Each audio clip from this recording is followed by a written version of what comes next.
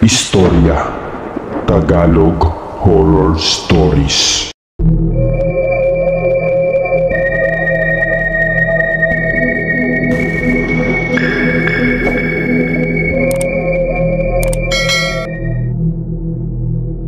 Naganap ang pangyayaring ito noong aking kabataan nang imbitahan kami ng isa naming kamag-anak na dumalo sa kasal sa malayong probinsya sa Kabikulan. Tawagin niyo na lang po akong sa pangalang Andrew, hindi ko po tunay na pangalan.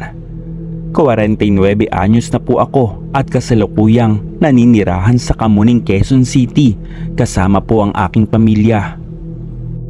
Ang kwento pong ibabahagi ko sa inyo ay naganap sa taong 1989 at 16 years old pa lang po ako noon at nag-aaral sa isang pribadong paaralan ng sekundarya sa Kalakhang, Maynila.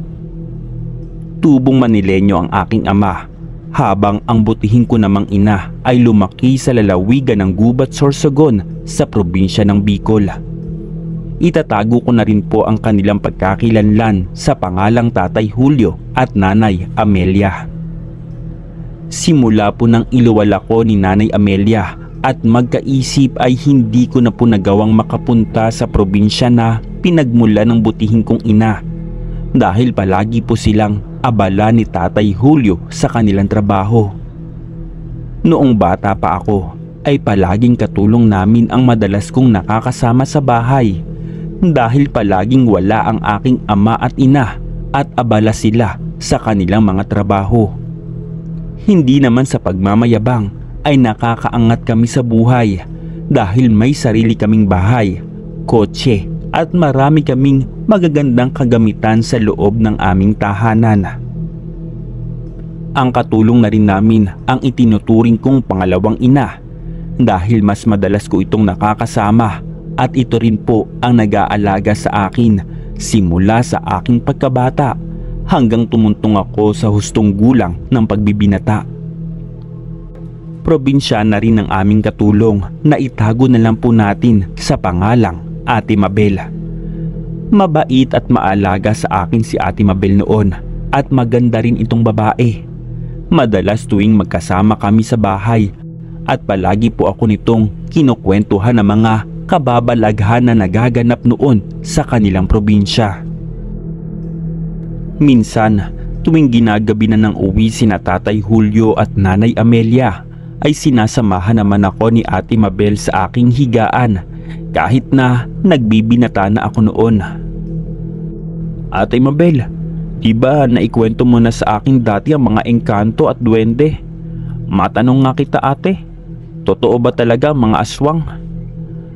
Tanong ko noon sa mabait naming katulong habang nanonood kami ng palabas sa telebisyon. Sumagot naman ng oo si Ate Mabel at sinabing totoo daw iyon at matagal na silang nabubuhay dito sa ating daigdig. Mas marami nga daw aswang dito sa Maynila dahil mas marami ang naninirahan dito na galing sa malalayong probinsya. Tinanong naman ako ni Ate Mabel kung bakit ko ito natanong sa kanya ang mga tungkol sa mga aswang. Kasi Ate Mabel, kaninang umaga napag-usapan namin magkakaibigan ng tungkol sa mga aswang dahil laking probinsya ang isa kong kaibigan. Sagot ko naman dito habang nakabaling ang aming paningin sa telebisyon. Napatigil na lang ang aming pag-uusap ni Ate Mabel nang dumating na ang aking mga magulang galing sa kanilang trabaho sa kasagsagan ng gabi. Lumapit po sila sa akin at naupo sa aking tabi. Nagtanong sa akin si Nanay Amelia kung bakit hindi pa daw ako natutulog at gabing-gabi na daw at gising pa ako. Tinanong pa niya ako kung wala ba akong pasok bukas. Habang inutusan naman ni Itay si Ate Mabel na ipagtimpla ito ng kape. Nagtanong ulit sa akin si Nanay kung kailan daw ba ang bakasyon namin sa eskwela. 2 linggo na lang po Nay ang pasok namin at wala po kaming pasok bukas. Bakit po nyo Nay natanong? Magalang na sagot ko at tanong ko sa aking ina.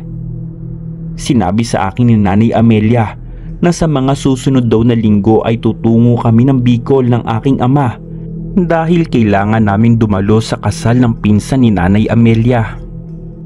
Pinadalhan daw siya ng telegrama ng aking lola at naisip na isama ako para makilala ko daw ang mga pinsan ko. Pagpapaliwanag sa akin ni Nanay Amelia. Alam kasi ni Nanay Amelia na matagal ko nang gustong makarating sa probinsya na kanyang kinagisnan. Ngunit hindi ko po magawa dahil palagi na lang silang abala sa kani-kanilang mga trabaho. Nagkataon naman na nakatapat sa aming bakasyon sa eskwela ang magaganap na kasalan. Talaga po, Inay? Sige po, sasama po ako. Inay, pwede ba nating isama si Ate Mabel kasi nakakaawa naman kung maiiwan siya dito sa bahay eh. Turan ko naman sa butihing kong ina at nakiusap ako kung maaari naming isama ang mabait naming katulong. Pumayag naman po ang aking mga magulang na isama namin si Ate Mabel dahil hindi naman ito iba sa amin. Itinuturing ko ng totoong ate ang nag-iisa naming katulong.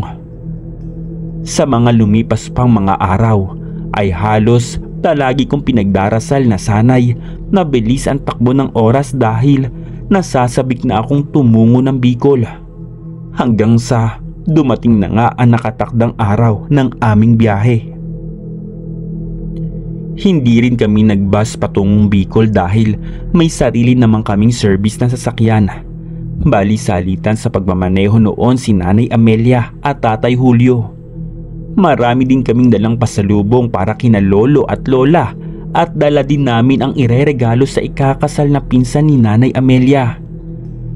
Hindi naman ako nababagot sa aming biyahe dahil palagi kaming nag-uusap ni Ate Mabel sa loob ng sasakyan habang maingat itong minamaneho ni Tatay Julio.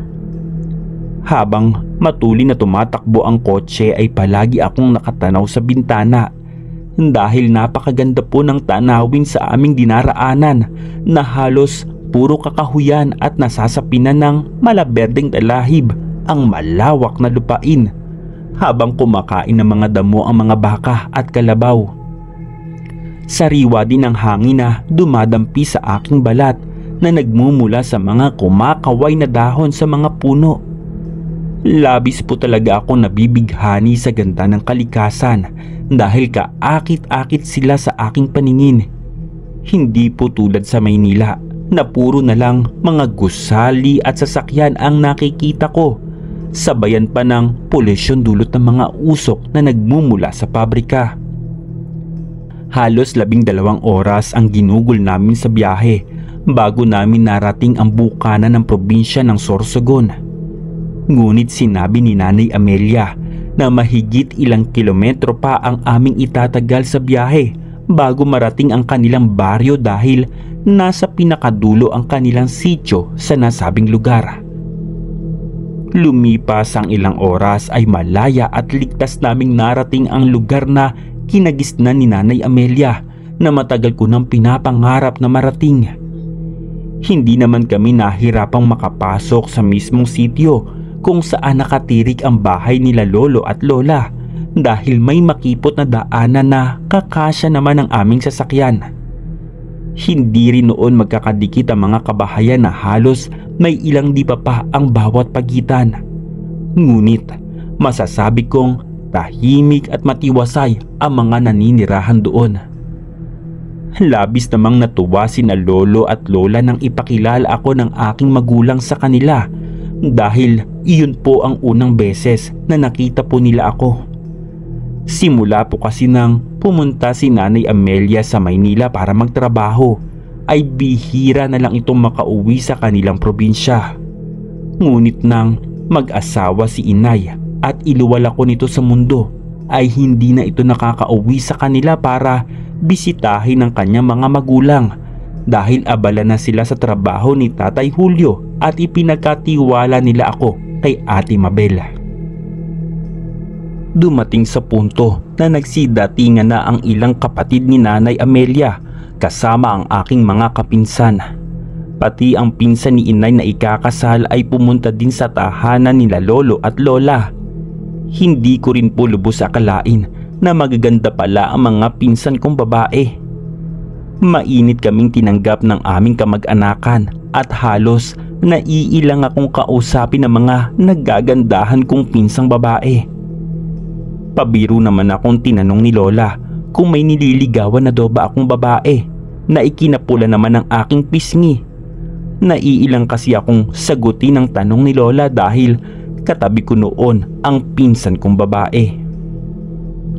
Lola, wala po akong nililigawan at hindi pa po sumasagi sa isip ko yung magkaroon po ng girlfriend kasi kailangan ko munang atupagin ang pag-aaral ko po. Magalang na sagot ko naman kay Lola Basya.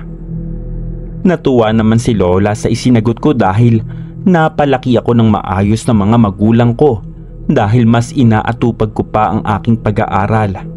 Subalit hindi nila alam na mas lumaki ako sa kalinga ni Ate Mabel dahil ito ang nakasama ko sa mahabang panahon simula pa ng paslit pa lamang ako hanggang sa magbinata na po ako. Habang nakikipagkwentuhan ng aking mga magulang kina lolo at lola pati na rin sa iba naming kamag-anakan, niyaya naman ako ng mga pinsan ko na ilibot sa kanilang lugar.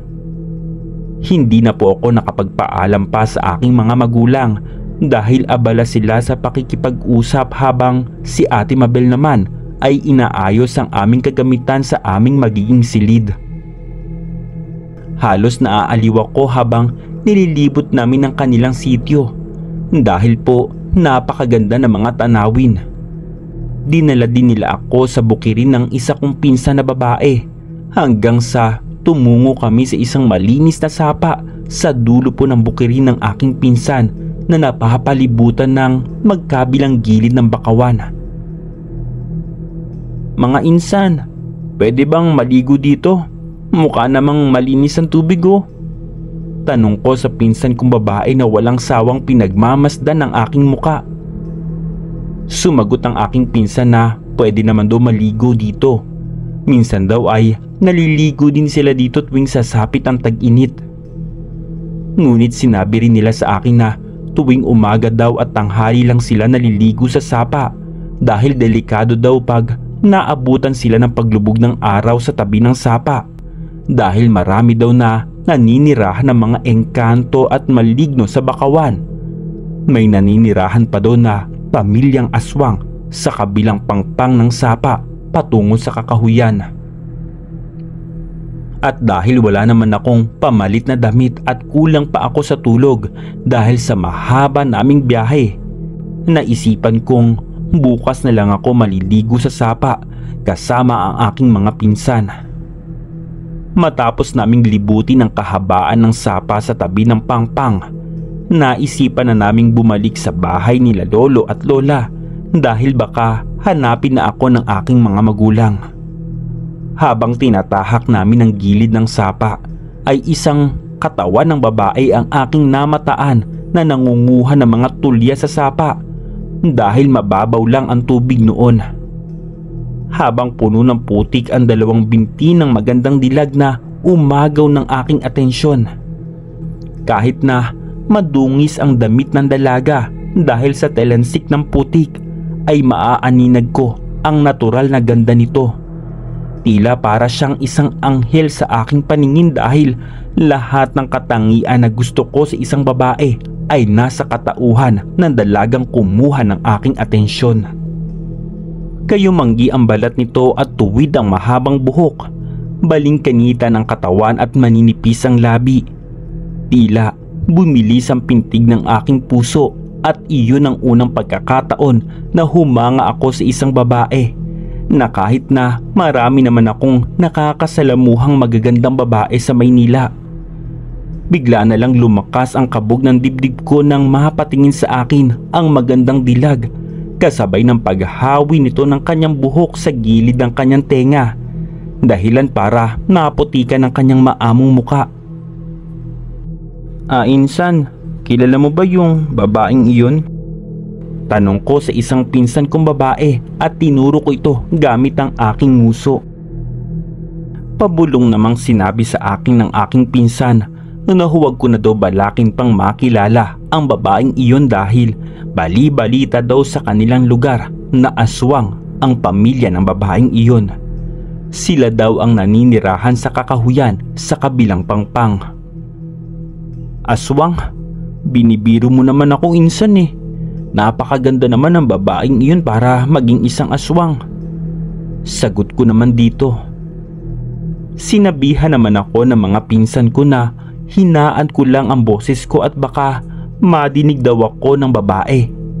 Hindi raw nila ito pinapansin simula nang dumating ang kanilang pamilya at manirahan sa kagubatan sa kabilang pangpang. Nang makarating kami sa bahay nila lolo at lola ay nakahanda na rin ang aming mga pananghalian dahil pinagluto kami ng kapatid ni Nanay Amelia ng tinolang native na manok at mga samot-saring gulay na niluto sa gata. Nagmistulang reunion ang aming pagdating sa probinsya nila Nanay Amelia dahil nakasama namin sa hapagkainan na kumain ang buo naming kamag-anakan na tila isang naging malaking piging. Kahit na nasa liblib na sityo naninirahan sina lolo at lola at mga kapatid ni Nanay Amelia, ay masasabi kong hindi naman sila hirap sa buhay dahil sagana sila sa pananim at mga alagang hayop. May malaking tindahan din ng mga magulang ni Nanay Amelia sa harap ng kanilang tahanan. Nakatabi ko naman na kumain noon ang pinsan ni Nanay Amelia na malapit ng ikasal sa susunod na mga araw. Nasa kabilang tabi ko naman si Ate Mabel noon. Lumipas ang buong maghapon ay nagpaalam na sa amin ang mga kapatid ni Nanay Amelia at mga pinsan ko na uuwi na sa kani-kanilang bahay. Tanging sina lolo at lola at ang bunsong kapatid ni Nanay Amelia na wala pa ding asawa ang naiwan sa bahay na makakasama namin. At dahil hindi naman ganoon kalakihan ang bahay nila lolo at lola at iilan lang ang silid, kaya magkakasama kami ni Ate Mabel sa isang kwarto habang sa kabilang silid naman ang aking mga magulang. At doon naman sa tindahan natulog ang bunsong kapatid ni Nanay Amelia dahil may sarili namang kwarto sina lolo at lola. Kinabukasan, pangalawang araw na pananatili namin sa bahay ng mga magulang ni Nanay Amelia, ay sinulit kong aliwin ang aking sarili. Naligo kami ng mga pinsan ko sa sapa na malapit lang sa dulo ng bukirin ng isang pinsan kong babae. Hindi na kami tumungo sa pinakadulo ng sapa dahil baka nandoon daw ang dalagang nakita ko kahapon na tila iniiwas nila ako na makilala ito dahil alam nilang interesado akong makilala ang magandang binibini. Sagana naman kami sa pagkain habang naliligo dahil nagbaon kami ng mga sariwang prutas na pinitas lang namin sa bukirin tulad ng mga hinog na papaya, makopa at pinya. Bago sumapit ang dapit hapon ay nakabalik na ako sa bahay nila lolo at lola dahil saglit akong tumambay sa bahay ng isa kong pinsang babae. Kinagabihan, habang nakahiga ako sa kama at mahimbing na natutulog si Ate Mabel, biglang sumagi sa isip ko ang maamong mukha ng dalaga na kumuha ng aking atensyon sa may sapa. Simula kasi nang masilayan ko ito ay hindi na siya nawala sa aking isipan. Tila nahuhulog na ang loob ko sa kanya kahit na hindi ko pa ito makilala. Ika nga, love at first sight. Bago sumapit ang nalalapit na kasal ng pinsan ni Nanay Amelia, ay naisipan kong pumunta sa dulo ng sapa. Nagbabaka sakali na muling makita ang magandang dilag. Hindi ko na pinaalam sa mga pinsan ko na tutungo ako sa sapa at sinigurado ko rin noon na hindi ako makikita ng mga pinsan kong babae habang tinatahak ko ang bukirin. Habang binabaybay ko ang kahabaan ng gilid ng sapa ay inilibot ko naman ang aking paningin sa buong paligid. May dala din akong supot na naglalaman ng aking makakain habang namamasyal sa bakawan. Nang makarating ako sa dulo ng sapa, malapit sa malaking puno ng bakawan, ay saglit akong naupo at pinagmamasdan ang ganda ng kalikasan. Habang nakaupo ako sa malaking ugat ng puno, ay pinapak ko naman ang isang malaking sitserya. Marami din akong dalang chocolate na isa sa mga paborito kong pagkain at may baon din akong inuming tubig na nakalagay sa tumbler. Hindi naman ako nabigo ng araw na iyon dahil bigla kong nasulyapan ang magandang dilag na palabas sa mayabong na puno ng bakawan sa kabilang pangpang, habang may hawak na maliit na timba na halatang paglalagyan nito ng mga kukunin nitong tulya. At nang maibaling ng dalaga ang kanyang paningin sa aking kinaroroonan, ay hindi ako nito pinansin na parang naiilang sa akin dahil interesado akong makilala ito, kaya naglakas akong loob na lapitan siya sa kabilang pangpang para alamin ang kanyang pangalan. Halos nabasa ang pambaba kong kasuotan na makatawid ako sa kabilang, ngunit hindi iyon mahalaga sa akin dahil desidido akong makilala ang dalagang lihim na nagpatibok sa aking puso. Subalit nahihiya naman akong kausapin ito at baka hindi ako nito pansinin, kaya't dinaan ko na lang sa pag-alok ng pagkain. Miss, gusto mo ba ng chocolate? Bungad na wika ako sa dalaga habang malakas na kumakabog ang aking dibdib. Ngunit hindi ako nito pinansin, kaya't inulit ko ang aking sinabi at ibinaling nito ang kanyang paningin sa akin. Sinabi ng babae na bakit ko daw siya inaalok ng pagkain at hindi naman daw kami magkakilala. Sinabi ko na lang na marami naman akong dalang pagkain at hindi ko ito mauubos upang hindi na lang ako mapahiya. Nagpakilala din ako ng aking pangalan kahit nahihiya po ako. Matapos kong magpakilala ay nagpakilala ito sa akin sa pangalang Annalisa. Akala ko noon ay masungit ito, ngunit nagkamali pala ako dahil mabait naman si Annalisa. Kahit na nagpakilala na kami sa isa't isa ay hindi pa rin ito kinuha ang ibinibigay kong pagkain. Nanatili itong abala sa pagkukuha ng mga tulya. Palihim itong natawa nang makita ako nito na kumukuha ng tulya dahil hindi ako marunong. Dumating sa punto na nawalan po ako ng balanse at natumba ako ng padapa sa putik dahilan para madumihan ang aking muka. Halos natawa si Annalisa sa katangahan kong nagawa, kaya nagmamadali akong naghilamos ng muka sa tubig sa sapa. Dahil sa aking katangahan ay doon na nagsimula ang aming pagkakaibigan. Tinuruan po ako ni Annalisa kung paano ang tamang pagkuha ng tulya at mabilis naman akong natuto dahil hindi naman ito mahirap kunin. Habang kumukuha kami ng tulya ay hindi na rin naming maiwasang mag-usap. Sinabi po nito sa akin na madalas siyang kumuha ng mga tulya para sa pang-araw-araw nilang ulam. Nabanggit din ito sa akin na solong anak siya ng kanyang mga magulang na halos magkatulad lang kami na walang kapatid.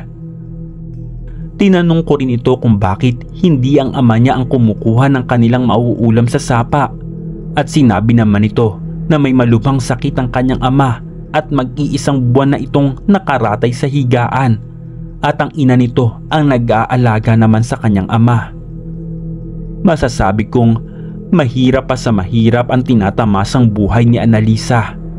Kahit na ang suot nitong tsinelas ay pudpud na rin na labis ko namang ikinawa.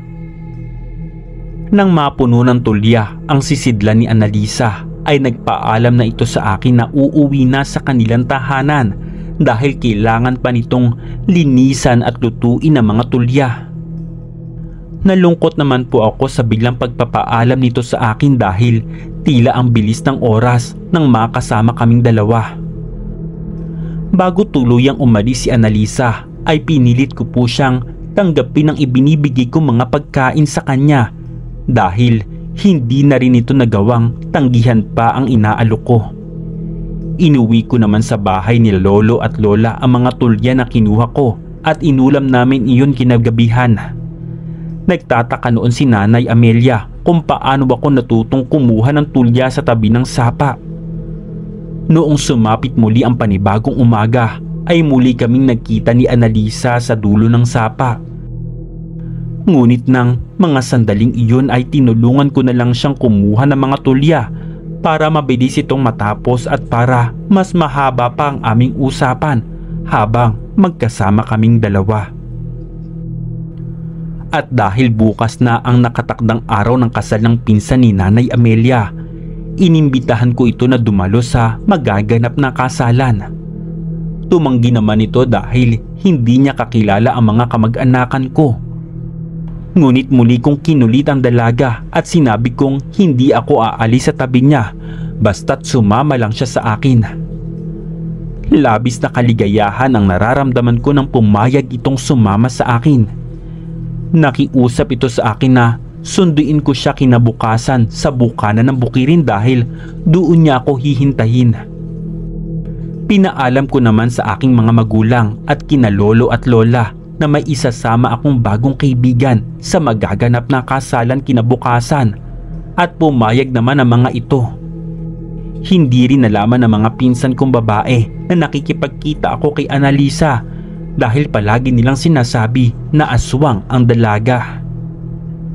Kinabukasan, maaga akong tumungo sa bukana ng Bukirin dahil doon ako hihintayin ni Annalisa. At nang makarating ako sa bukana ay natatanaw ko na ito habang nakatayo sa isang malaking puno. Nakaramdam muli ako ng awa dahil nakapambahay lang ito ng suot at halatang hikahos talaga ito sa buhay. At dahil magkasing katawan lang sila ng aming katulong, kaya naisipan kong humiram ng bagong damit kay Ate Mabel. Magkasama kaming tumungo ni Annalisa sa bahay nila lolo at lola at ipinakilala ko siya sa kanila, lalo na sa aking mga magulang. Nakiusap naman ako kay Ate Mabel na pahiramin nito si Annalisa ng mga bagong damit at dahil mabait ang aming katulong ay ibinigay na lang nito ang bagong kasuotan. Hindi lang po damit ang ibinigay ni Ate Mabel, bagkus binigyan din si Annalisa ng bagong sandals dahil nakasuot lang ito ng lumang tsinelas. Nagulat naman ang mga pinsan kong babae at nagawa pa nila akong kausapin ng palihim kung isinama ko ba si Annalisa sa magaganap na kasalan. Tumango ako bilang tugon dahil pumayag naman sina lolo at lola. Noong araw na iyon ay nanatili ako sa tabi ni Annalisa hanggang sa matapos ang seremonya ng kasal sa simbahan. Maging sa naganap na handaan ay palagi akong nasa tabi nito at ako na rin ang naglalagay ng mga pagkain sa kanyang pinggan dahil nahihiya itong kumuha.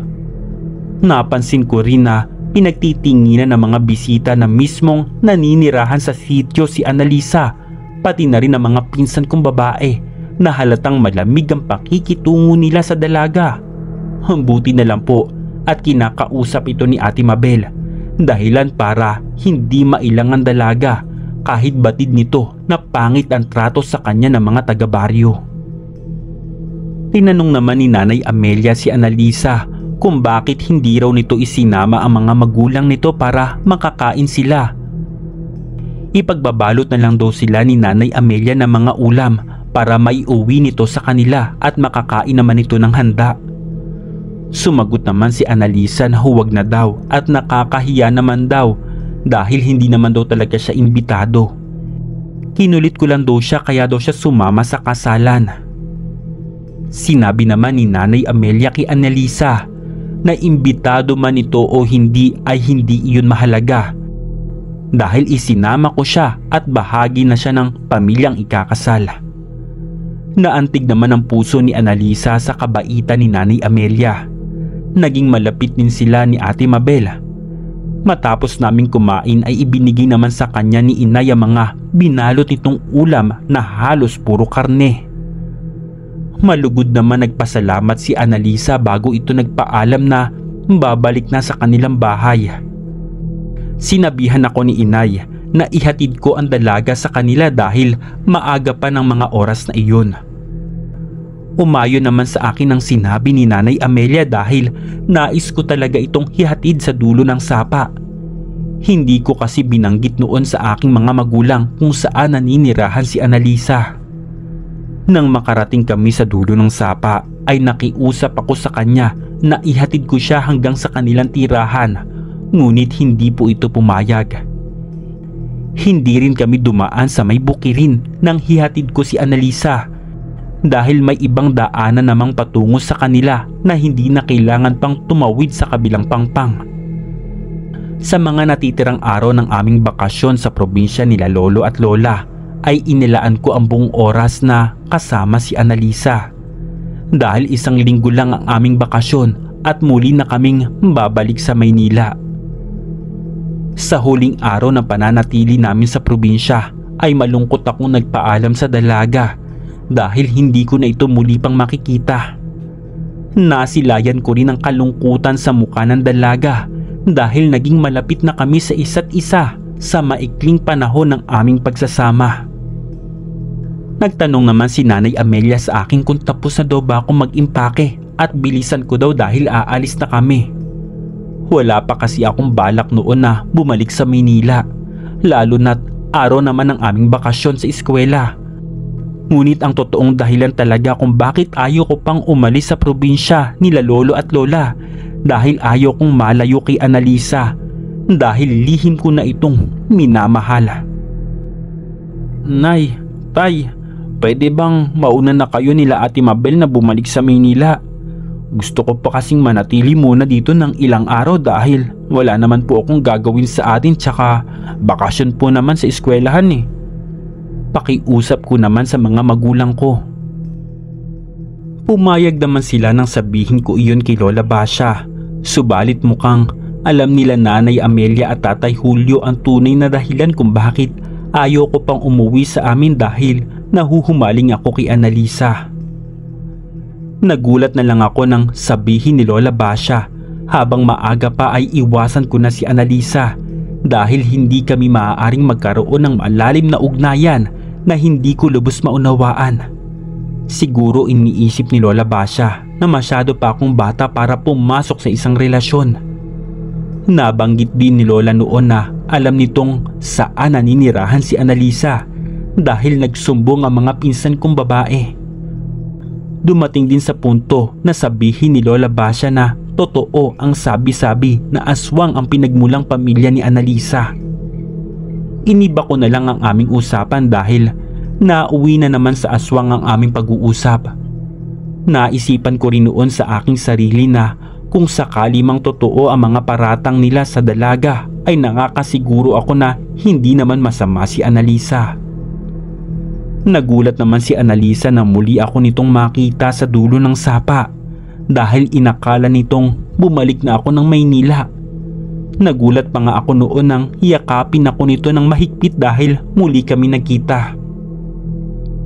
Araw-araw kami nagkakasama ni Annalisa sa sapa dahil doon ang madalas na pinupuntahan ng dalaga. Dumating na din sa punto na nahuhulog na ang loob namin sa isa't isa dahil pareho ang nilalaman ng aming mga puso. Ngunit nang nalalapit na ang araw kung saan babalik na ako sa kinagisnan kong lugar ay ipinagtapat ko na sa kanya ang tunay ko na nararamdaman.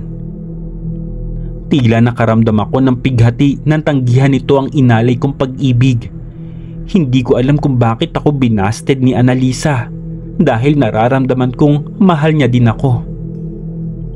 Nang magpaalam na sa akin si Annalisa na uuwi na sa kanilang bahay, ay palihim ko itong sinundan habang tinatahak nito ang bakawan.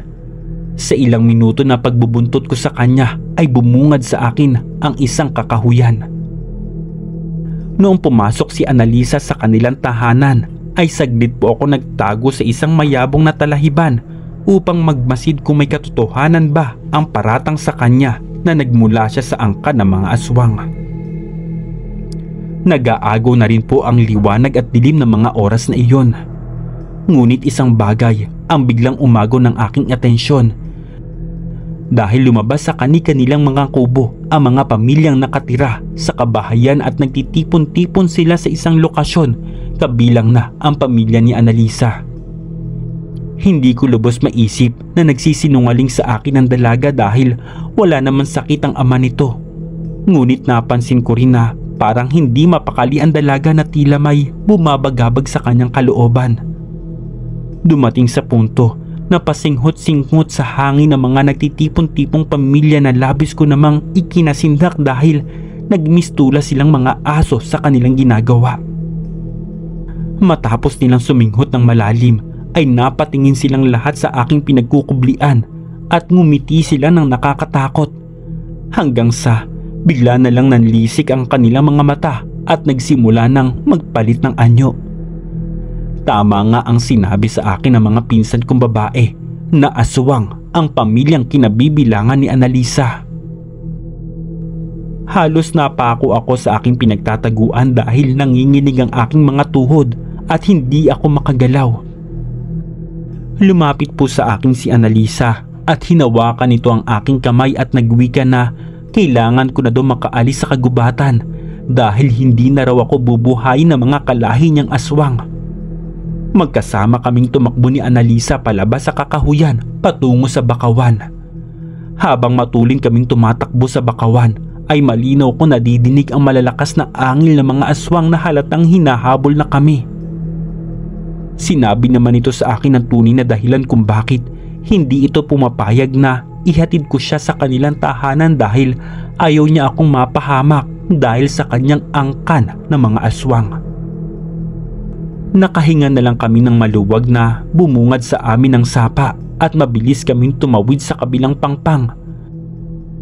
Nagulat na lang ako dahil hindi na po ako sinalakay ng mga aswang nang makatawid po kami sa kabila dahil nanatiling nakatayo ang mga malalaking aso sa kabilang pangpang habang matalim kaming pinagmamasdan. Dumating na rin sa punto na nagsimula na silang bumalik sa dati nilang anyo bilang mga tao at wala man lang saplot ang kanilang mga katawan.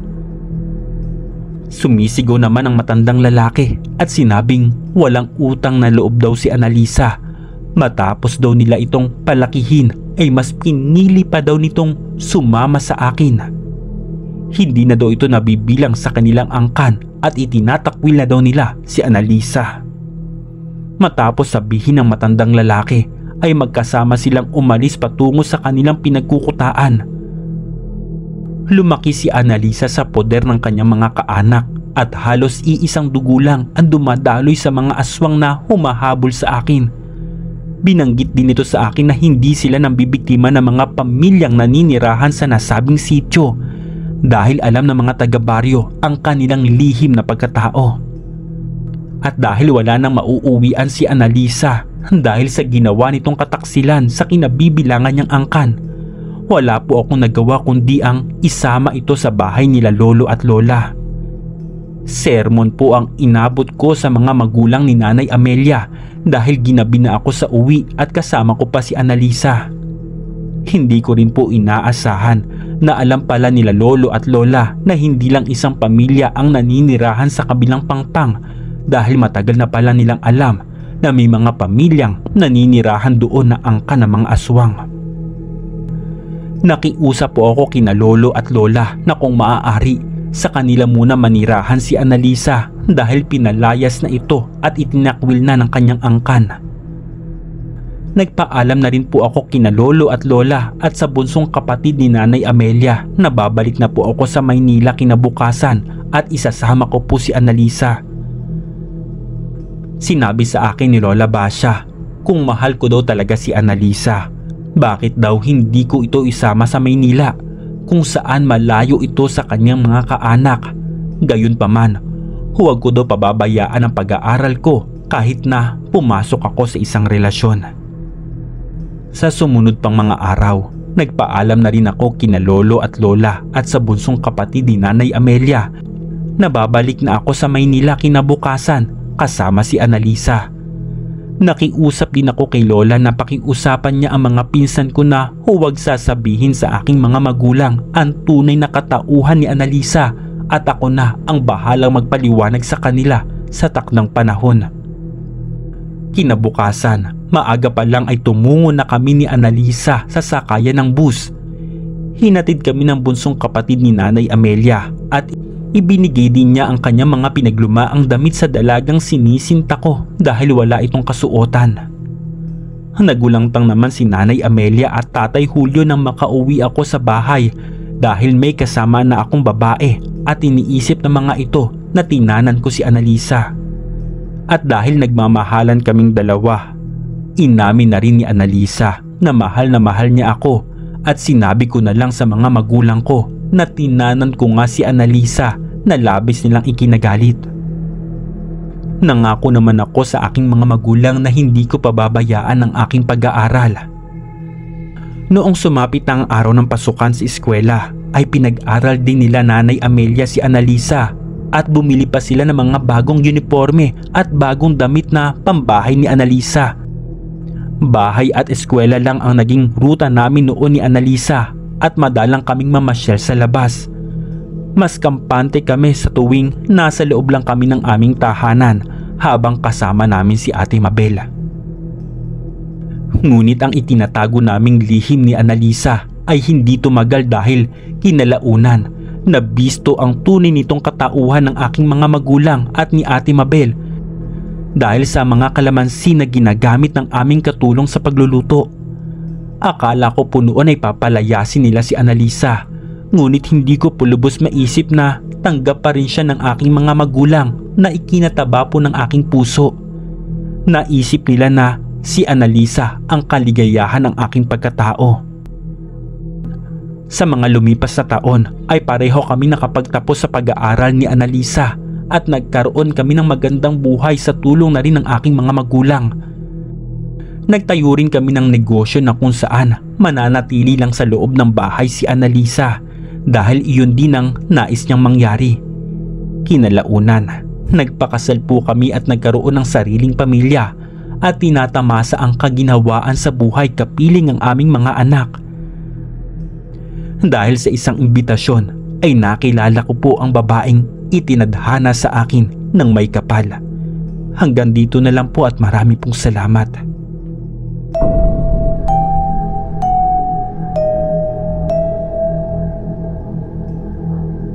Istorya Tagalog Horror Stories.